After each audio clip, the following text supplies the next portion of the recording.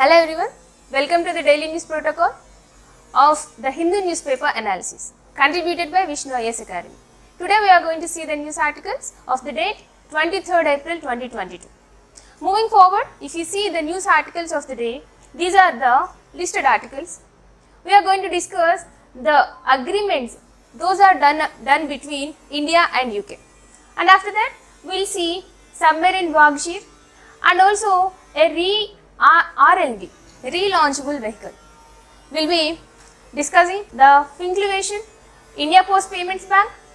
We will be discussing all these topics. If you can consider, as UPSC prelims is nearing, I am here to focus on the topics of prelims most favorably. So moving forward, let's see the topics of today. The first topic of our news discussion today is the India-UK agreement.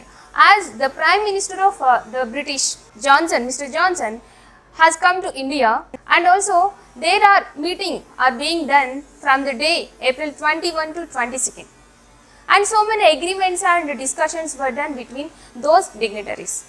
So under that, the main concern point and focusing point here is that geopolitical uncertainty held between these two nations over the years should be addressed. The main focus is on that. So if you can go deep into that, the main focus areas are these three. The UK, the India-UK Defence Partnership. The both countries will agree and discuss and take agreements and sign agreements under this category, the India-UK Defence Partnership. And also they will focus on the Free Trade Agreement, FTA. The most feasible way to conduct the business and cooperation is nothing but the FTA. So it will also be signed and promoted for the coming years, and also the focus will also be on the climate change, energy security and technology.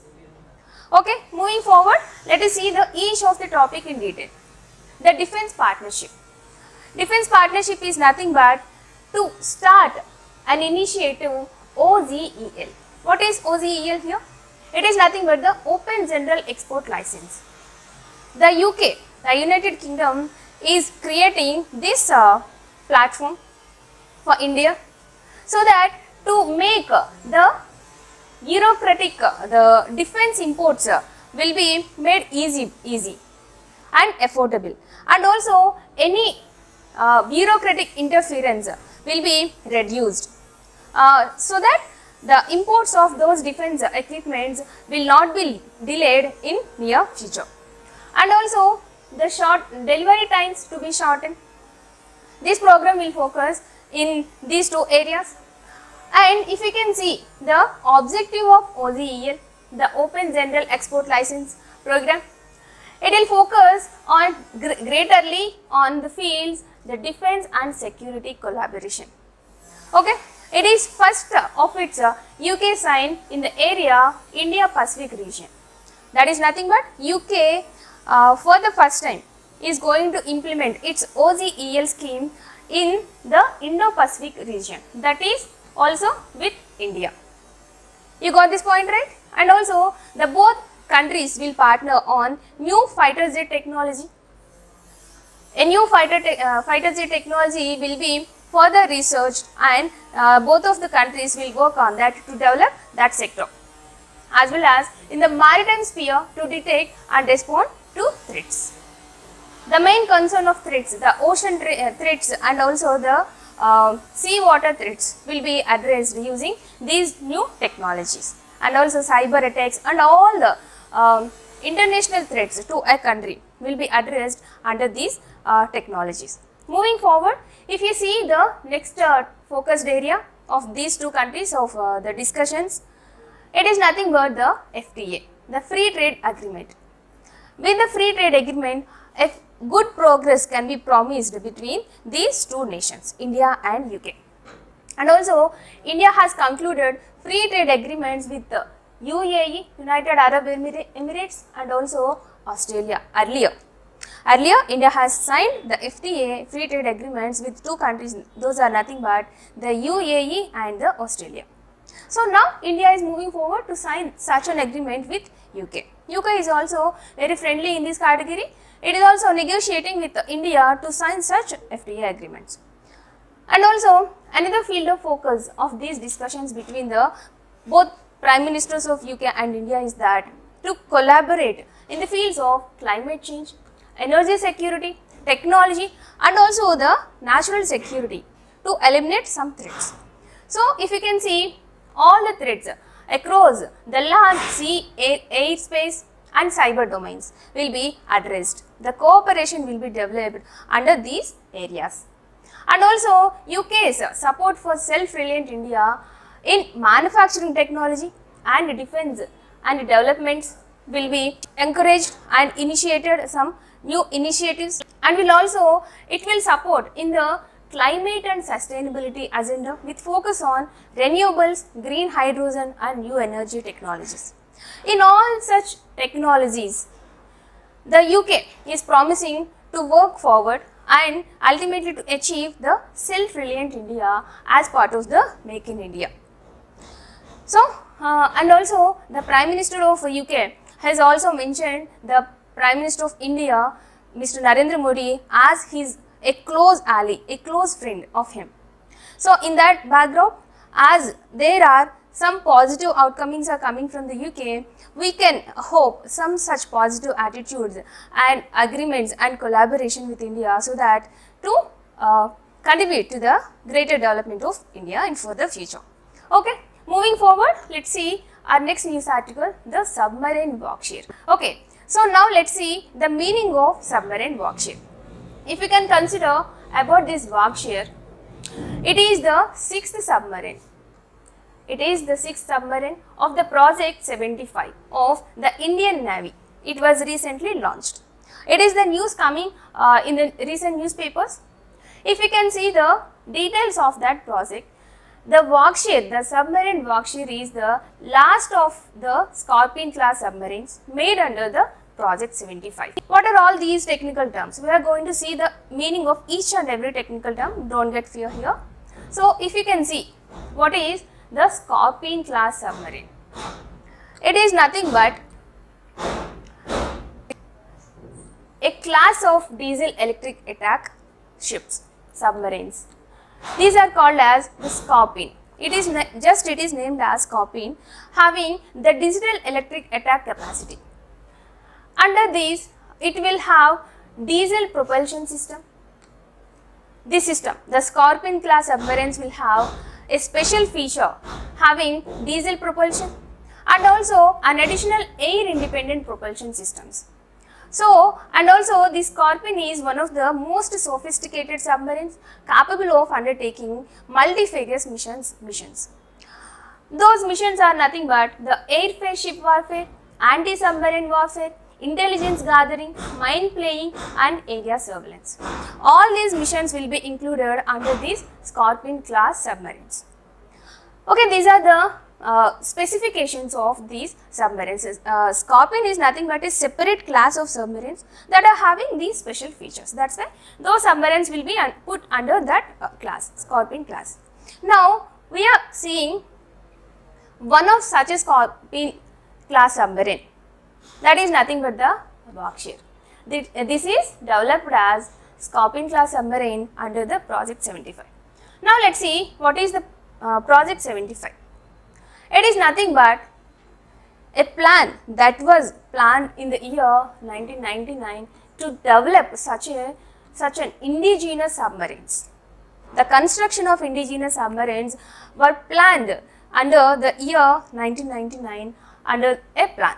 So, under that plan, two such submarines, a series of submarines were planned to develop and constructed. Those are nothing but P75 and P75I systems. That is two lines of series of submarines. Now, we are going to see the details of this Project 75. Under these, there are 6 submarines. Okay. Under this Project 75, there are 6 submarines.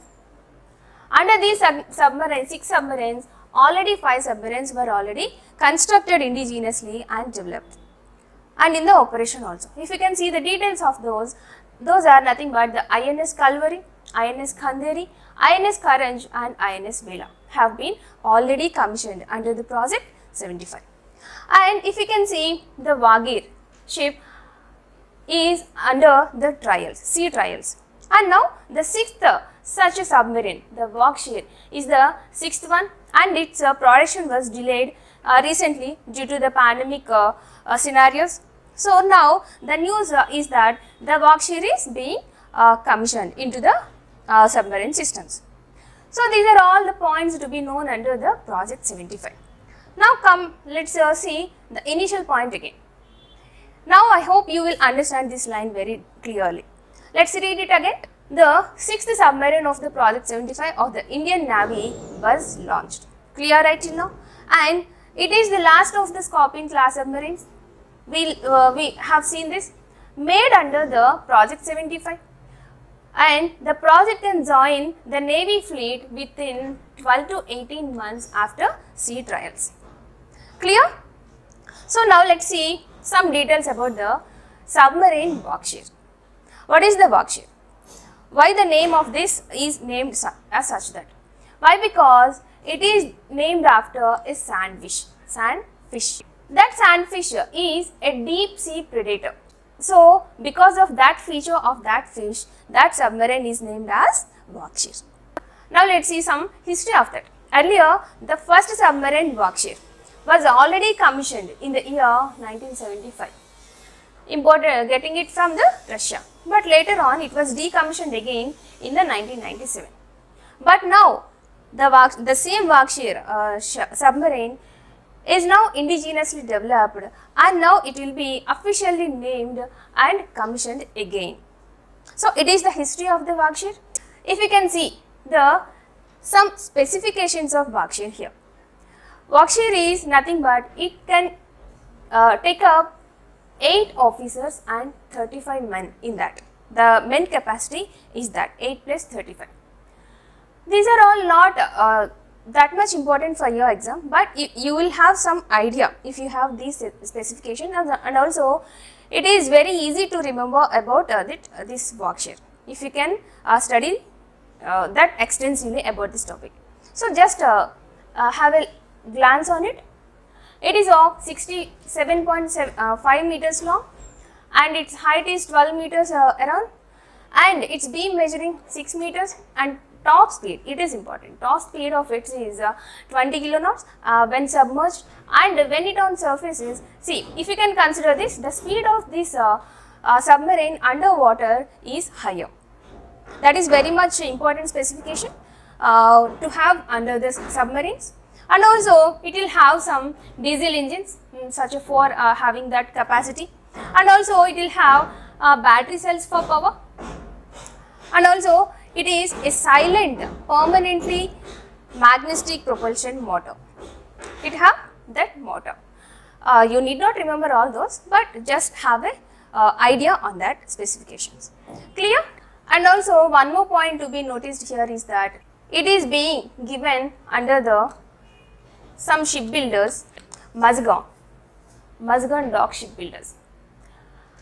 All these, the contract for 6 submarines under Project 75 was given to the Mazgaon dock shipbuilders in 2005. It is also one more important point to be learnt. Moving forward, let us see the next news article. It is nothing but today we are going to see some technical parts of all our syllabus. Don't get fear. These are very important for our prelims subject. That's why I am stressing these out as prelims is nearing. Okay. So now let's see the ISRO to conduct RLV landing experiments. What is RLV here? RLV is nothing but the reusable launch vehicle. There is a program under the ISRO called as RLV, Reusable Launch Vehicle Technology Demonstration Program. Under this, ISRO is aiming to carry out a landing experiment. What is that? A landing experiment. Why? Because we know that space missions are very cumbersome projects. If we can use a launch vehicle for once, it can't be reusable again. Okay, so because of those drawbacks and bottlenecks of launching vehicles, ISRO is focusing to create and construct such a reusable launch vehicles. And also it is going to conduct such landing experiments with using those reusable launch vehicles. Okay, now if we can see the recent news of that, under the RLVTD, it is going to conduct a recent experiment that is going to be conducted in the Karnataka, Chitradurga. The RLV LEX involves taking an unmanned, the trial experiment is being conducted as unmanned and winged prototype to an altitude of nearly 2.4 kilometers. Listen clearly here. After that, that prototype will be released some 3.7 kilometers away from the airstrip. And after that, special specification of this is to be, it has to drive itself autonomously from there onwards. Why? Because it is a reusable launch vehicle and also unmanned, so it has to work on itself, on its own. So it is the crucial step, crucial phenomena of this. Why? Because it could sustain at this step, the experiment will become successful. So hence that prototype, it must travel the distance autonomously, it should gain velocity, and also it should maintain a control on its speed, and later on it should open a parachute after releasing its rear wheels first. After that, it should land on the earth surface as a normal flight. So that is the mechanism developed behind it. So that experiment is going to be done by ISRO in Chitradurga and Karnataka. Okay. So if that experiment got successful, India will be online to launch such reusable launch vehicle. So under this, ISRO have such a RLVTD program.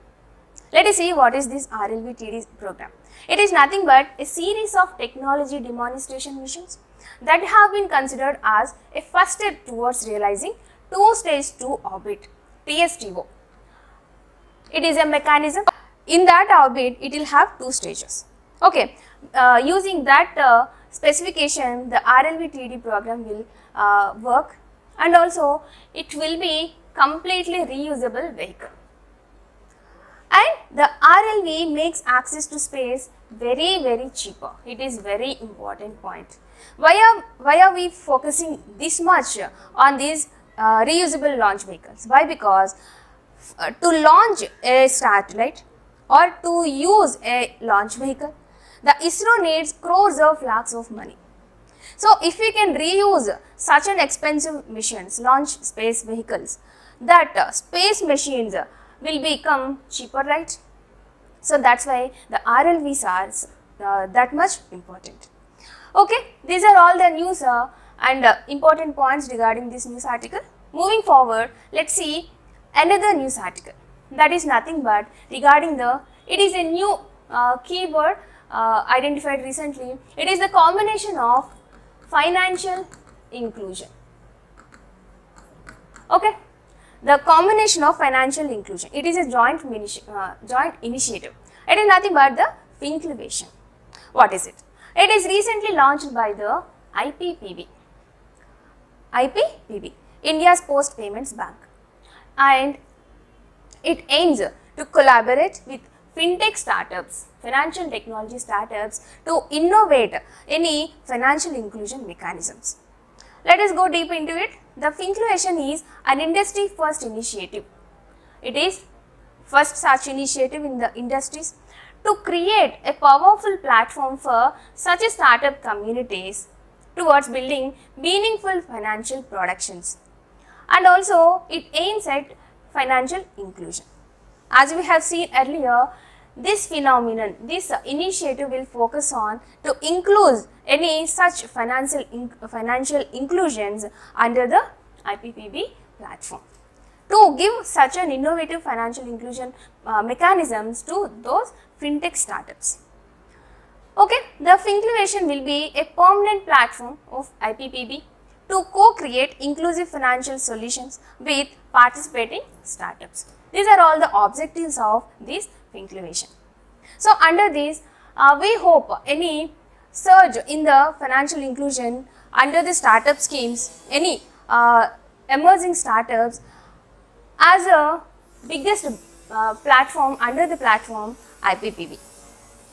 So, such a promising objectives are there for Fincluvation under the IPPB. Now, let's see what is IPPB. India's Post Payment Bank. We in India have postal systems, right? We have postal systems. Under that postal system, recently in the year 2015, RBI has given permission to them to run such a payments banks. So hence, from then onwards, it has the postal systems, India Post, called as India Post, it has done such a steps, has taken such a steps to launch the payment banks. Finally, it was established in the year 2018. So, its objective is nothing but it is a 100% government owned entity under the Department of Posts. So, it is under the postal systems and under the Department of Posts. And also, it aims to utilize all of India's post offices as access points and 3 lakh postal postmen and Gramin Dak Sevaks to provide doorstep banking services. So, under this, those doorstep banking services will be provided under these payment banks. India Post Payments Bank. And the IPPB offers saving accounts. It will offer such a saving accounts, money transfers and insurances through the third party inclusion. Okay. And also, it will focus on the bill and utility payments as well. These are all the main objectives. Now, here we are just understanding the meaning of IPPB. That's it. That is enough. Okay. So, under this IPPB, the Fincluvation, the mechanism of joint initiative, was launched. Okay. After learning all these points under this news article, let us move on to next news item. That is nothing but a prelims facts of the day. Recently, the Vice Chairman of Niti Aayog was replaced and appointed. The new person is nothing but Mr. Suman K. Berry. He is appointed as the Vice Chairman of the Niti Aayog recently. Earlier, our previous Vice Chairman is nothing but the Kumar. He has given his resignation, hence the new Vice Chairman is appointed. He is none other than the Mr. K. Berry. We see some facts about him. He had earlier served as Director General, the Chief Executive of the National Council of Applied Economic Research, New Delhi. And also he was also a member of the Prime Minister's Economic Advisory Council, the Statistical Commission. And also he is the member of the Reserve Bank of India's Technical Advisory Committee, that is very important body, that is monetary policy. Under this, he also worked in all these sectors. As he is having such experience, he is very suitable person to work as a Vice Chairman of Niti Aayog. Okay, with all this, we will have a very nice discussion that is useful for prelims exam of a UPSC exam. With this, I will end the session here. Let us meet in another interesting session in tomorrow's date. Okay, thank you.